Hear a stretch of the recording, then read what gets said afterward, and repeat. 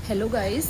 तो मेरी नेक्स्ट जो सेल्फ मोटिवेशनल टेक्निक्स हैं वो ये रही हैं हमारे किसी भी एक डिप्रेस्ड पीरियड में, जिससे कि हम डिप्रेशन में ना जाएं, उससे बचने के लिए। कि फ़र्स्ट चीज़ हम क्या कर सकते हैं कि हम मतलब अगर पॉसिबल है, देखो हर केस हर किसी के लिए पॉसिबल नहीं हो सकता, लेकिन हाँ मैक्सिमम मैं वही डाल रही हूँ जो हर कोई पॉसिबल, हर किसी के लिए चीज़ हो सकती है।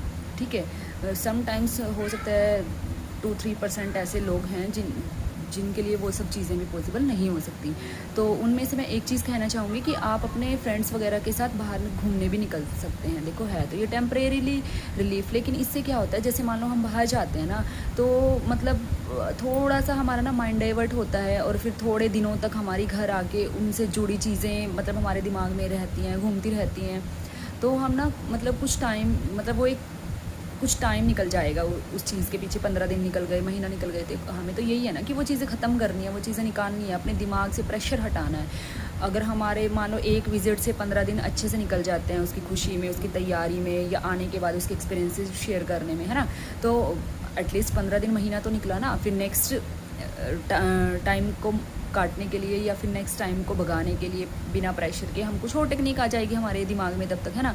तो वही मैं बार बार कह रही हूँ कि छोटी छोटी चीज़ों पे ना फोकस करते चलो। ये मत सोचो कि इससे क्या हो जाएगा, हम तो 10 दिन चले जाएंगे, 15 दिन चले जाएंगे, उससे नहीं, उससे होगा, ज़रूर होगा, कुछ ना कुछ इम्प्रूवमेंट हमें ज़रूर मिलेगा।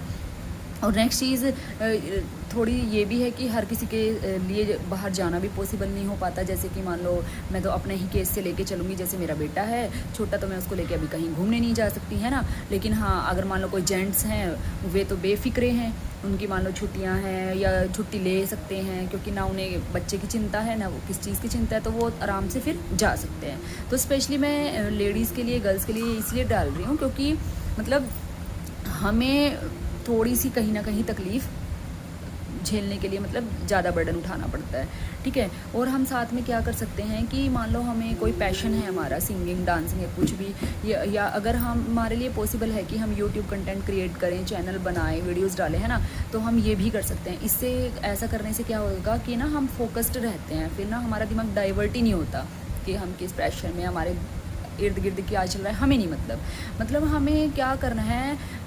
बार बार मैं वही बोल रही हूँ कि हमें खुद पर फोकस करना है, खुद के लिए फोकस करना है, खुद की लाइफ के लिए करना है। फिर उसके लिए चाहे हमें कुछ भी करना पड़े, गलत कुछ नहीं करना है। ठीक है, मतलब पॉजिटिव तरीके से हम उसे कैसे भी अपना सकते हैं। तो ये मतलब मैं खुद पे काम कर रही हूँ, वही सब चीज़ें बता रही हूँ। तो मतलब कैसे हम डिप्रेशन को कॉम्बैट कर सकते हैं। ठीक है गाइस, मिलते हैं नेक्स्ट वीडियो में।